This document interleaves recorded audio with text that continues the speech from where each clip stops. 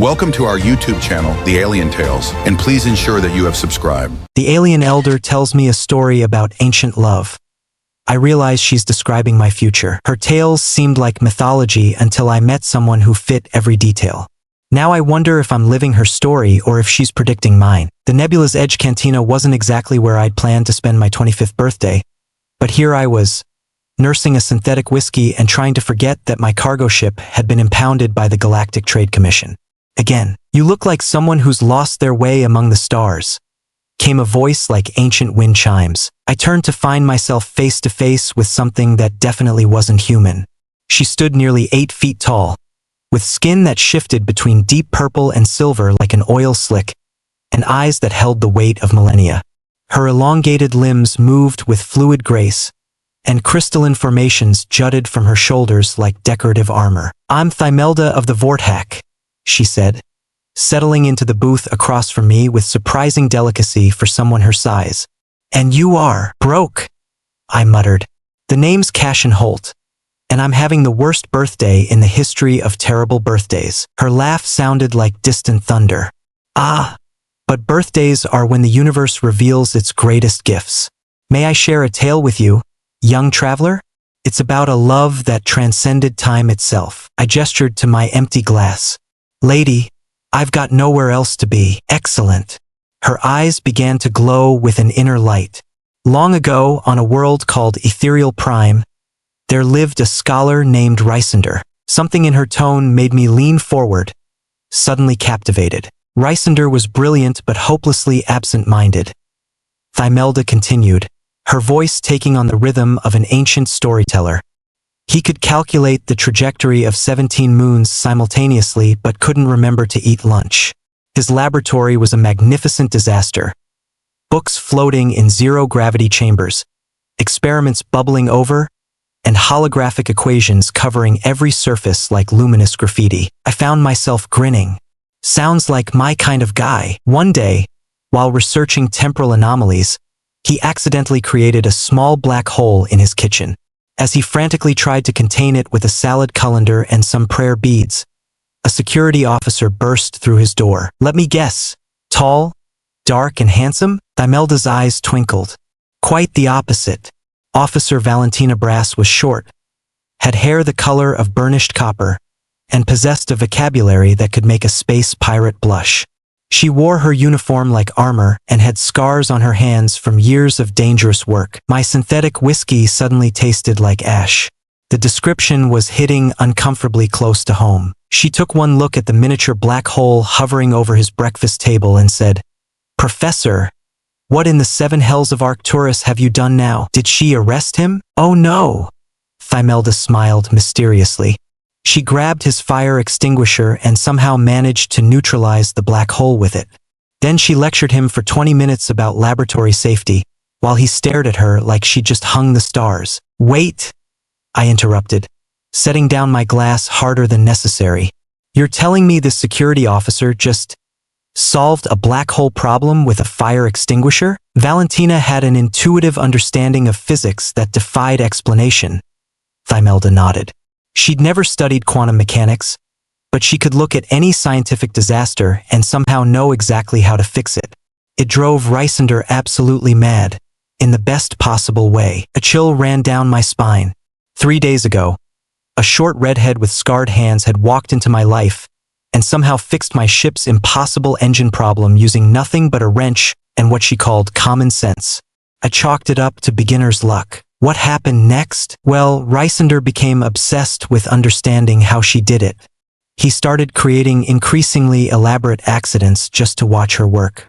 A temporal loop in the bathroom. A gravity inversion in the hallway. Once, he accidentally turned all his furniture into sentient beings who demanded workers' rights. Despite my growing unease, I laughed. And she kept fixing everything? Every single time. Usually while calling him an overeducated space monkey or a walking disaster with a PhD. But Rysender noticed something else. Every time she solved one of his problems, she'd stay a little longer afterward. First for tea, then for dinner, then for long conversations about the nature of reality. That's actually kind of sweet, indeed. But here's where the story becomes truly interesting. Thimelda leaned forward conspiratorially. Valentina had a secret. What kind of secret? I asked, though part of me already dreaded the answer. Valentina could see the future, Thimelda said simply. Not clearly and not always accurately, but she caught glimpses. Fragments of conversations that hadn't happened yet. Images of places she'd never been. It's why she was so good at fixing things. She could see what would work before she tried it. My hands were trembling now. Yesterday, the redhead Pepper, she'd said her name was, had mentioned something about a feeling she'd had about meeting me. Said she'd dreamed about me before we'd ever met. But she never told Rysender? She was terrified he'd think she was crazy. Or worse, that he'd only love her for her ability. So she kept pretending her solutions were just lucky guesses. That's tragic. Oh, it gets worse. Thimelda's expression grew solemn. One day, Valentina saw a vision of Rysender's death. He was going to be killed in exactly 73 days by a malfunctioning experiment. She tried everything to prevent it. Sabotaging his equipment, reporting him to the authorities, even trying to get him fired from the university. Did it work? Nothing worked. Every time she interfered, the timeline shifted, but the outcome remained the same. Rysender would die, and there was nothing she could do to stop it. I felt sick. What did she do? She made a choice that would echo through eternity itself. The cantina suddenly felt too small, too warm. Other patrons were laughing and drinking, but their voices seemed to come from very far away. Valentina decided to tell Rysender everything, Thimelda continued. About her visions, about his impending death, about the love she'd been hiding behind insults and professional distance. She figured if he was going to die anyway, he deserved to know the truth. How did he react? He kissed her. Thimelda's smile was sad and beautiful. Right there in his disaster of a laboratory, surrounded by floating books and equations that glowed like trapped starlight. He told her he'd suspected something was different about her for months, and that he'd been in love with her since the day she'd neutralized his black hole with a fire extinguisher. Despite everything, I felt a pang of longing. That's romantic. It was. For exactly 17 days. They were the happiest days of both their lives. Rysender showed Valentina how to read the equations he'd been working on, theories about time travel and parallel dimensions. Valentina told him about her visions, how they came in dreams and sudden flashes of knowing. And then on day 73, exactly as she'd foreseen, Rysender was killed by a temporal displacement device that overloaded while he was trying to prove his theories about love transcending time. I gripped the edge of the table. That's horrible. But here's the thing, Cassian, Thimelda said, and something in her tone made me look up sharply. Valentina's final vision wasn't of his death. It was of his rebirth. What do you mean? She saw him, decades later, on a different world. Older, different, but unmistakably him. And she saw herself there too, recognizing him instantly despite the years and changes. That's impossible, I said, but my voice cracked on the words. Is it? Thimelda tilted her head. In a universe where consciousness can be transferred, where souls can be reborn, where love itself might be a form of quantum entanglement. Valentina didn't think so. What did she do? She dedicated her life to finding him again. She studied every scientific text Rysender had left behind, learned to read his equations, began to understand the nature of time itself. She discovered that her visions weren't random, they were connected to moments of significant emotional resonance. The stronger the feeling, the clearer the vision. My mouth was dry. And she realized that love, true love, creates a kind of temporal signature. It leaves traces across time and space, like ripples in a pond. She began to follow those ripples, searching for the echo of what she'd lost. Did she find him? Oh, Cassian. Thimelda's laugh was like breaking glass. She's been finding him for over 200 years. Every time he's reborn, she finds him. Every time they fall in love. And every time, he dies exactly 73 days after their first kiss. The cantina spun around me. That's not possible, isn't it? Tell me, young traveler, when did you meet your Pepper? 3 days ago, I whispered. And how did you meet her? She fixed my ship. Said she had a feeling about how to solve the problem. And yesterday, she said she'd been dreaming about me. that she felt like she'd known me her whole life. Imelda nodded slowly. 70 days left, Cassian Holt. You're insane. I stood up so fast I knocked over my chair. This is just a story. Coincidence.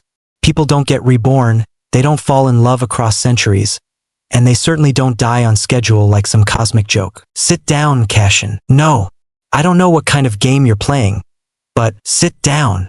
Imelda's voice boomed with ancient authority, and suddenly I found myself back in the booth, my legs no longer obeying my commands. I am 3,000 years old, she said quietly.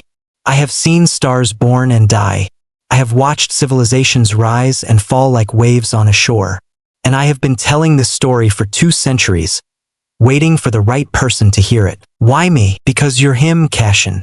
You're Rysender reborn again. And tomorrow you're going to walk into the spaceport and meet a security officer named Pepper Kowalski. She's going to be investigating a disturbance at your impound lot, and she's going to look at you like she's seen a ghost. This is ridiculous, is it? Tell me about your dreams, Cassian. The ones you've been having since you were a child. The ones about equations made of light and a woman with copper hair who calls you an overeducated space monkey. I felt the blood drain from my face. I'd never told anyone about those dreams. How do you know about? Because I've been watching, waiting, hoping that maybe this time would be different. Who are you? I asked, though I was beginning to suspect I already knew. Imelda's form seemed to shimmer, and for a moment I saw something else. A figure in a tattered security uniform, with tired eyes and hands covered in scars both old and new. I am Valentina Brass, she said simply. Or rather, I was. After the 47th time I watched you die, I made a deal with the cosmic entities. I traded my human form for the ability to exist outside of time, to become something that could observe and remember and maybe, just maybe, find a way to break the cycle. 47 times? 47 lives. 47 times I found you. 47 times we've had exactly 73 days of perfect happiness before the universe tears you away from me. I stared at her, trying to process what she was saying. If you're Valentina, then why are you warning me? Why not just let it happen? Because this time feels different. This time you found me before I found you. This time you're hearing the story before you live it. Her voice was full of desperate hope. Maybe, if you know what's coming, you can change it. And if I can't, then I'll watch you die again, and I'll spend the next few decades searching for your next incarnation. And I'll tell them this same story, hoping against hope that eventually one of you will be strong enough or smart enough or lucky enough to break free. The weight of her words settled over me like a shroud. Why haven't you just moved on? Because I love you, Cassian. I've loved you for 200 years. And I'll love you for 200 more if that's what it takes. So what am I supposed to do? I asked. Hide from Pepper forever? Never let myself fall in love? I don't know, Imelda admitted. I've tried everything. I've kept you apart. I've warned you about the danger. I've even killed you myself to prevent the cursed death from claiming you. Nothing works. The pattern always reasserts itself. You killed me. Life number 32. I thought if I could control when and how you died, maybe I could break the cycle. Instead, I just condemned myself to an eternity of guilt on top of everything else. That's horrible. Yes, it is. But here's what I've learned. Running from love doesn't work. Fighting fate directly doesn't work. The only thing I haven't tried is embracing it completely. What do you mean? What if the key isn't preventing your death, but preventing the separation? What if the 73 days aren't a countdown to ending, but a countdown to transformation? I felt a spark of something, hope, maybe, or just desperate curiosity. You think we could, transcend it somehow? I think love this strong, this persistent, this defiant of death itself might be capable of anything. But it would require both of us to choose it consciously, knowing the risks. And if we fail, then we fail together, which is more than I've had in 200 years. A commotion at the cantina entrance interrupted us. A group of Galactic Trade Commission officers had entered, and leading them was a short woman with copper-colored hair and scarred hands. She was scanning the room with professional efficiency, but when her eyes met mine, she froze. Day 1, Imelda whispered. The choice is yours, Cassian. Pepper Kowalski was walking toward our table with the determined stride of someone who'd been searching for something their entire life and had just found it. Her uniform was crisp, her expression was all business, but her eyes held a recognition that made my chest tight. "Cassian Holt?"